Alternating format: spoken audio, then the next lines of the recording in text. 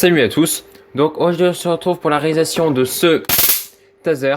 Mais déjà avant de commencer la vidéo, j'ai un truc très important à vous dire, c'est que voilà, c'est un projet qui n'est pas remis dans les mains de n'importe qui. Donc sincèrement, je vous déconseille vivement de le reproduire. Donc sinon pour réaliser ce taser, on va avoir besoin de ceci ainsi que de cela. Donc c'est pour ça très simple parce qu'il y a très peu de composants. Donc le premier composant, l'élément principal, c'est ce module à haute tension que j'ai acheté sur Amazon à peu près aux alentours de 2,50 €. Voilà. C'est vraiment lui, quand il va être alimenté, qui va créer un arc ici avec plusieurs centaines de milliers de volts. Voilà. C'est vraiment lui l'élément principal. Ensuite pour l'alimenter, donc je vais devoir utiliser une batterie. Là moi j'ai utilisé une batterie LiPo de 2S. Donc 7,4 volts avec un courant, une capacité donc de 800 mAh et un courant de décharge qui peut être de 10C, donc 10 fois la capacité, donc 8 ampères. C'est assez monstrueux, ça ira parfaitement pour ce module là. Par contre le seul inconvénient de cette batterie là, c'est que c'est une 7,4 volts et lui s'alimente avec 6 volts au maximum. Donc pour cela je vais utiliser un module buck. Donc ce module buck là je l'ai acheté sur AliExpress à 60 centimes, c'est vraiment ridicule, j'espère qu'il va tenir dans le temps, mais bon normalement il ne devrait pas avoir de problème. Après sinon pour revenir sur les batteries que je vous conseille c'est vraiment une batterie LiPo parce qu'au moins on peut tirer vraiment beaucoup de courant dessus avec une capacité de 1 ampère c'est largement suffisant. Et en termes de tension, soit c'est à 24 volts, donc une 2S, ou soit 11,1 volts pour une 3S. Ouais, c'est vraiment ce que je vous recommande le plus. Après, une 1S, donc une seule batterie en 3,7 volts, je trouve pas ça top. La tension risque de varier et votre arc aussi, donc c'est pas vraiment ce qu'il y a de mieux. Et après, au-dessus de 3S, c'est du gaspillage, voilà. Ce qu'on veut vraiment, c'est une batterie qui soit compacte et qui puisse nous fournir un maximum d'autonomie. Donc une 2S ou une 3S remplira parfaitement le rôle. Ensuite, on va avoir besoin aussi d'un bouton poussoir. Donc bien sûr on met pas d'interrupteur, hein, c'est suffisamment déjà dangereux un arc comme ça électrique, donc si on met un interrupteur c'est encore plus dangereux. Mais un bouton poussoir au moins ça limite vraiment les allumages qu'on va dire qui sont involontaires. Donc voilà, c'est une question de sécurité. Ça vous pouvez récupérer par dizaines sur des PCB, des vieux PCB. Moi j'ai acheté une mallette avec tout plein de boutons poussoirs, j'ai payé ça 5 € et au moins j'ai différentes longueurs de partie noire qui me permettent vraiment d'avoir le bouton poussoir vraiment pile poil. Ensuite, sinon, un interrupteur à clé qu'on va avoir aussi besoin pour ajouter de la sécurité supplémentaire. Ça, voilà, c'est vraiment, je trouve, indispensable. C'est voilà, c'est pas du tout la même chose qu'un batterie plasma. Plasma encore, ça va, ça chatouille, on va dire. Mais bon, ça peut vraiment être très dangereux. Donc, un interrupteur à clé. Après, je l'ai payé 80 centimes et c'est vraiment de la merde. Hein. Je suis franc avec vous, c'est de la merde. Pour vous dire un petit peu, là, je suis sur off, donc rouge. Je rentre la clé à peine. Je tourne en mettant quasiment pas de force. Et là, je suis sur on. Je fais la même chose dans l'autre sens, je rentre à peine la clé, je tourne avec exactement la même force et je suis sur off. Donc c'est vraiment de la merde, mais bon, au moins ça rajoute une sécurité supplémentaire, ça évite d'avoir un simple bouton poussoir. Ensuite, un connecteur JST pour accorder la batterie au module buck. Après ça coûte rien, sincèrement, vous pouvez trouver des lots de 10, donc 10 mâles et 10 femelles sur Amazon et vous trouvez ça à 1 €. Sincèrement c'est vraiment ridicule. Ensuite, pour servir d'électrode pour le module haute tension. Donc, je vais utiliser deux fiches de prise de courant, là, tout simplement, que j'ai récupéré sur un chargeur de téléphone portable, un vieux chargeur. Ça ira parfaitement. Après, si vous n'avez pas de vieux chargeur à désosser, vous pouvez aussi utiliser du fil électrique qu'on utilise pour câbler les maisons. Ça ira parfaitement aussi. Ça fonctionnera, il n'y aura aucun problème là-dessus. Et ensuite, pour terminer, pour faire le corps du taser. Donc moi c'est un petit peu du bricolage ce que je vais faire. Si vous avez une imprimante 3D, faites-le à l'imprimante 3D, ce serait vraiment top. Vous pouvez vraiment faire un truc 10 fois plus propre. Mais moi j'utilise un tube PVC donc de diamètre 40 que j'ai acheté à Brico Dépôt. Alors la longueur de 2 mètres c'est entre 2 et 3 €, un truc comme ça.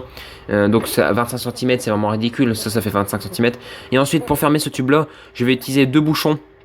Donc c'est des bouchons assez particuliers qui résistent à de la haute pression ou aussi à du vide. C'est des bouchons qui résistent à 16 bars plus particulièrement. Donc ils coûtent relativement cher de ce fait. Je les ai payés un peu moins de 3 € le bouchon.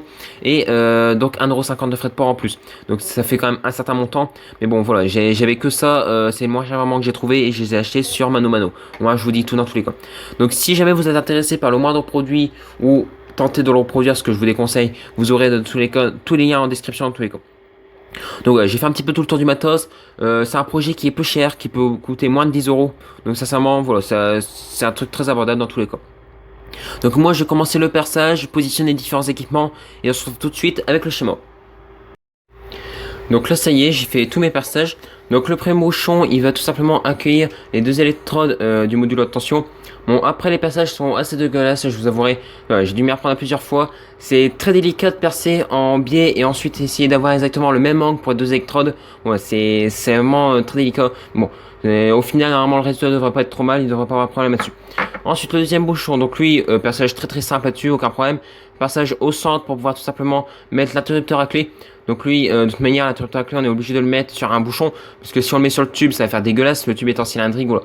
Déjà que le bouchon, il est légèrement bombé, ça risque de pas être parfait, mais bon, normalement, ça doit faire, au pire, un léger coup de ponçage, pour dire d'aplanir un petit peu tout ça, et si on a une ponceuse à bande, c'est encore mieux dans tous les cas. Et ensuite pour terminer, donc le tube, le corps du taser par lui-même. Donc là j'ai pris un tube de diamètre 40. Hein. Et pourquoi j'ai pris un tube de diamètre 40? Parce que déjà j'ai une excellente prise en main.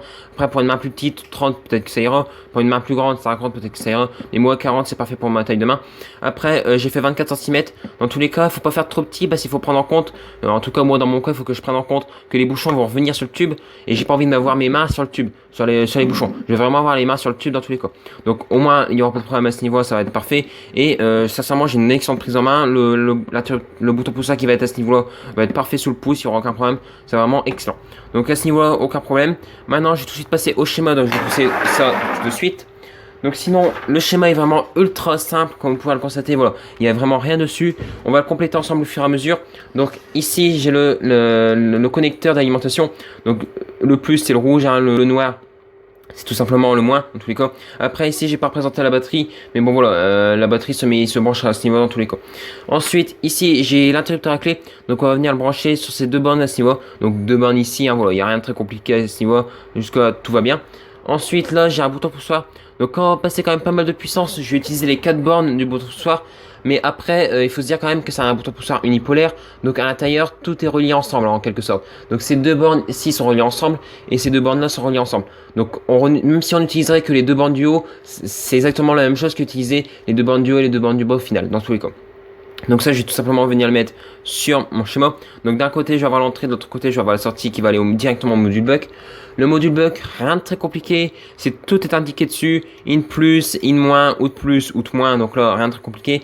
Par contre pour le réglage de la tension, moi je veux le régler à 5 volts, après vous pouvez régler comme vous voulez. Dans tous les cas lui il s'alimente entre 3,6 et 6 volts. Après bien entendu on le règle quand rien n'est raccordé en sortie. Après à la limite vous n'êtes même pas obligé de faire le schéma comme ça direct, vous pouvez brancher directement ça ici à ce niveau là pour faire un premier réglage comme ça à vitesse on va dire, sans obliger de mettre l'interrupteur à clé et le bouton pousseur pour que ce soit plus simple à régler. Mais bon voilà, bien entendu vous faites le réglage que vous voulez, mais moi je vais l'alimenter sous 5 volts. Donc là je mets ça ici. Et ensuite pour le module haute tension, bah là-dessus rien de très compliqué, c'est vraiment ultra simple. Le fil rouge c'est le plus, donc je viens directement le raccorder sur out plus. Et le fil vert c'est le moins, donc là je viens directement le raccorder sur out moins. De toute manière c'est déjà précisé à ce niveau là dans le schéma, avec le fil rouge à ce niveau là et le fil vert qu'on voit plus ou moins. Et ensuite ici j'ai le module haute tension et ici j'ai la sortie des fils en haute tension bien entendu, avec les deux électrodes qui vont venir se mettre au bout à chaque extrémité. Donc voilà. Comme vous pouvez le constater, le schéma est vraiment ultra simple. Il n'y a pas de détails en plus à partir dans tous les cas. Je vais commencer à réaliser le câblage tout ça et on se retrouve tout de suite. Donc là ça y est, j'ai enfin terminé le taser. Donc sinon quelques précisions à apporter parce que voilà, dans la fabrication j'ai eu peut-être potentiellement quelques problèmes. Donc déjà au niveau des électrodes, bon je suis pas si content de moi parce que voilà, les électrodes n'ont pas vraiment la même longueur en niveau de sortie, hein. Je sais pas si vous le verrez mais bon ça moi je vais le voir dans tous les cas. Après l'écartement aussi pas très réussi, hein. J'étais aux alentours d'un centimètre 8, j'ai réussi à rattraper à atteindre un centimètre 5 parce que comme vous le verrez j'ai rajouté deux petits morceaux d'étain de chaque côté pour à peu près gagner à peu près 3 mm. Ça fait vraiment la différence, hein. Clairement il faut vraiment pas grand chose pour que l'arc d'un arc qui soit vraiment saccadé et qui ait vraiment du mal à se former, d'avoir un arc qui se forme dès qu'on appuie sur le bouton pousseur, il n'y aura aucun problème là-dessus. Après sinon, précision apportée au niveau des bouchons, je ne les ai pas collés en définitif, parce que voilà, si jamais j'ai besoin d'intervenir, bah je pourrais pas parce qu'ils seraient collés, donc au moins je peux intervenir tranquillement. Aussi de toute manière, celui du cul je l'aurais pas collé définitivement parce que j'aurais eu ma batterie à recharger, donc déjà il y aurait eu ça. Mais bon, au moins comme ça, si jamais j'ai un problème, je peux toujours intervenir. Parce qu'une fois que j'ai un bouchon de mis d'un côté, j'ai pas beaucoup de longueur de fil, tout ça, pour pouvoir accéder au reste. Donc dans tous les cas, voilà, c'est pour ça que j'ai essayé de. Après, la petite technique que j'ai utilisée pour pouvoir maintenir les bouchons en force sans les coller, c'est que j'ai mis de la colle chaude autour du tube à droite et à gauche. Et parfois, il faut même pas grand chose, hein, 1 mm ça suffit. Et ça bloque le bouchon en force en fait. Ça fait vraiment une surépaisseur, il faut quand même forcer pour l'enfoncer dedans. Mais au moins, il est bloqué, il s'en ira pas. Et si vous reforcez en tirant dessus, là il va partir, il n'y a pas de problème. Mais bon, au moins, il s'en va pas à peine si on le touche, il s'en va pas comme c'était le cas avant. C'est une petite technique comme ça. Après, sinon, ici, on a le bouton poussoir, rien de particulier. Bon, c'est vraiment à portée de main, il n'y a pas de problème là-dessus. Ça ira parfaitement. Et ensuite, à l'arrière, on a l'interrupteur à clé qui est parfait aussi pour l'utilisation. Voilà, c'est vraiment parfait en termes de disposition, il n'y a aucun problème dessus. Après, aussi, petit commentaire à faire. Il y a de l'espace à l'intérieur, hein, le tube il fait 24 cm, mais bon, voilà. Il y a vraiment de l'espace, il y a de la marge. Un petit peu plus petit, ça aurait été. Mais au moins, comme ça, voilà. J'ai un tube vraiment de la marge. Je peux vraiment mettre ma main comme je veux. Et puis voilà, il n'y aura aucun problème là-dessus. Donc, sinon, là, je vais vous l'ouvrir au cul pour vous faire voir un petit peu. Parce que de toute façon, il n'y a que cette donne-là qui est vraiment intéressant à vous montrer. Hop, donc ici, j'ai le connecteur pour la batterie. Avec le fil noir qui va directement à l'entrée moins du buck converteur. Donc. Et ensuite ici on a le fil rouge qui va directement sur l'interrupteur à clé. Et ensuite on a un deuxième fil rouge, celui-là donc qui va directement au bouton poussoir à ce niveau. Et du bouton poussoir je repars à l'entrée du module buck, à l'entrée plus du module buck. Donc, bon. Après aussi, petite précision à apporter, c'est n'hésitez pas surtout sur tout ce qui est isolation, tout ça. Là, j'ai mis un petit peu de gaine thermo sur mes soudures, tout ça au niveau de l'interrupteur à clé. Là, j'ai noyé mon interrupteur de toute façon, mon bouton poussoir dans du pistolet à colle. De toute manière, j'avais pas le choix. Aussi, le module buck, j'ai isolé toutes les soudures. Vraiment, ne déconnez pas avec ça. Ça peut vraiment vous faire cramer des trucs. Surtout en plus là, on a une batterie lipo que je vais mettre juste après. Si jamais vous avez un court-circuit, ça peut vraiment être ultra dangereux. Donc voilà, sincèrement, faites vraiment super gaffe et ne déconnez pas, isolez vos soudures. Au moins, il n'y aura aucun problème et tout, ça sera plus sûr. Donc sinon, la batterie est un peu compliquée, hein, il suffit d'enfoncer les deux connecteurs l'un dans l'autre. Aussi, petite précision à apporter. Faites gaffe, l'interrupteur soit bien sur off et que le bouton poussoir ne soit pas potentiellement appuyé, que ça soit pas à l'envers et qu'il puisse avoir quelque chose qui appuie dessus. Parce que sinon, on ne sait jamais, ça pourrait vraiment être dangereux. Donc là, ensuite, je mets la batterie à l'intérieur parce que c'est conçu pour dans tous les cas. Là, je rentre tous les fils, je viens mettre le bouchon, j'essaye d'aligner l'interrupteur avec le bouton poussoir, voilà, je force un coup dessus, et là, j'ai tout simplement à l'allumer, donc je prends ma clé, hein, tout simplement, là, je peux la rentrer à l'intérieur pour ouvrir, même pour vous dire clairement, je vais même pas m'emmerder, je vais prendre le bout de la clé pour vous remontrer encore à quel point c'est un interrupteur de merde, et là, je mets sur on, voilà, comme ça c'est fait, et ensuite, petite démonstration. Donc par contre vous n'avez pas vraiment vu la réalité à l'image parce que voilà c'est pas ultra correct comme actualisation on va dire caméra, mais bon n'empêche c'est un truc de malade. Ça fait des arcs à une fréquence je pourrais même pas calculer. C'est un bruit vraiment assourdissant.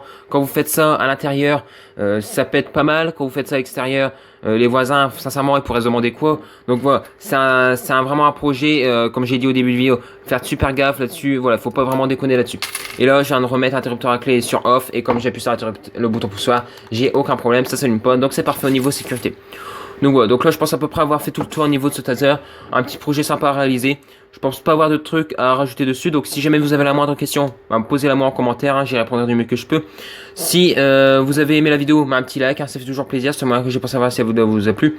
Aussi, n'hésitez pas à aller me suivre sur mon Twitter, je vous mettrai le lien en description. Voilà, vous serez un petit peu informé de ce qui peut arriver par la suite, si je bricole quelque chose sous ces trucs-là. Voilà, n'hésitez pas à aller me suivre. Je mets des trucs de temps en temps. Aussi, n'hésitez pas aussi à partager la vidéo pour faire découvrir la chaîne, tout ça. C'est très important. Et le plus important de tout, c'est vraiment de vous abonner. C'est vraiment ça qui fait grandir la chaîne et qui fait voler. Je remercie vraiment toutes les personnes qui s'abonnent. Et moi, je vous dis salut à tous et à la prochaine.